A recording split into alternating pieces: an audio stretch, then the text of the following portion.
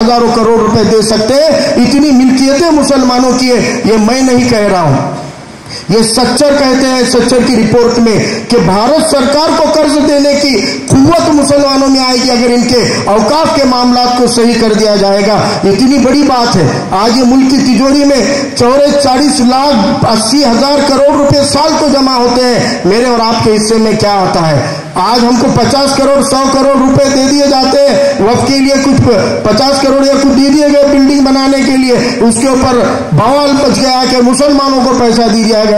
अरे मुसलमान पेट्रोल भरता है तो 110 रुपए में का 60 रुपए सरकार की तिजोरी में डालता है, 1 रुपए की माचिस लेता है तो 30 पैसे तिजोरी में डालता है, 300 रुपए का रिचार्ज करता है तो उसके 30 रुपए तिजोरी में डालता है। तो मुसलमान जितना टैक्स देता है उसका आधा फीसद भी मुसलमानों को पलट कर नहीं आता। तो हमको इस मामले की लड़ाई को आगे बढ़ाना है अगर, तो औकाफ हम बचाएंगे मुसलमान।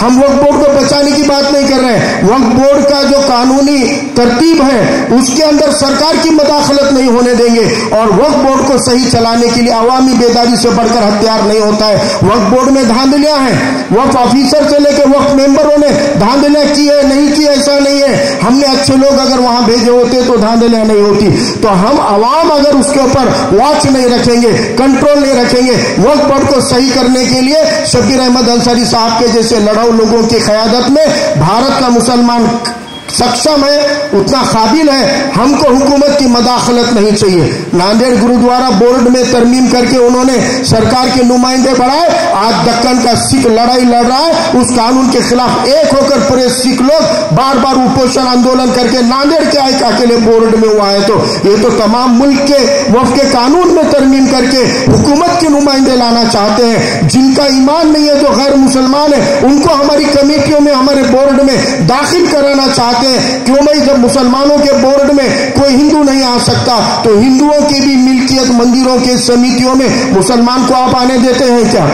आप बालाजी तिरुपति के कमेटी में हमारी मेंबरशिप रखो, हम सोचेंगे कि तुमको किसी दरगाह में मेंबरशिप देनी है कि नहीं। आप शिरडी की कमेटी में हमारी नुमाइंदगी रखो, हम सोचेंगे तुमको देना है कि नहीं। तुम्हारे अरबों रुपए की मिल्कियत वाले इदारों पे मुसलमानों को तुम हिस्सेदारी नहीं लोगे तो हमारी कमेटियों पे हम किसी गैर मुस्लिम को कदाई बर्दाश्त नहीं करेंगे। यह डंके की चोट पर बोलना यानी इस तरमीमी कानून को रिजेक्ट करना है। इसको रिजेक्ट करने के लिए जितना all India personal law board की तहरीक में ऑब्जेक्शन दाखिल करना जरूरी है, उतना ये बेदारी पहुंचाकर लड़ना भी जरूरी है।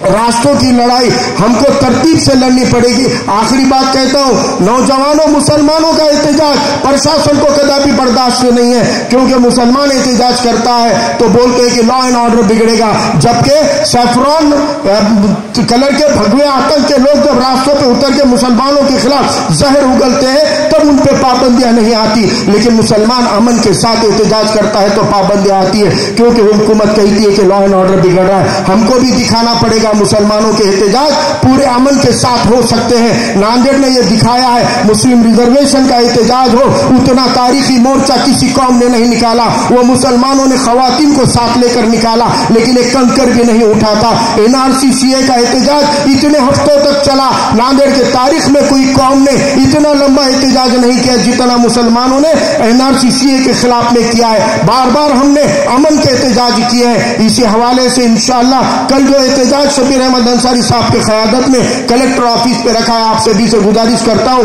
कि बाद ज़ोहर के उसमें शिरकत करें।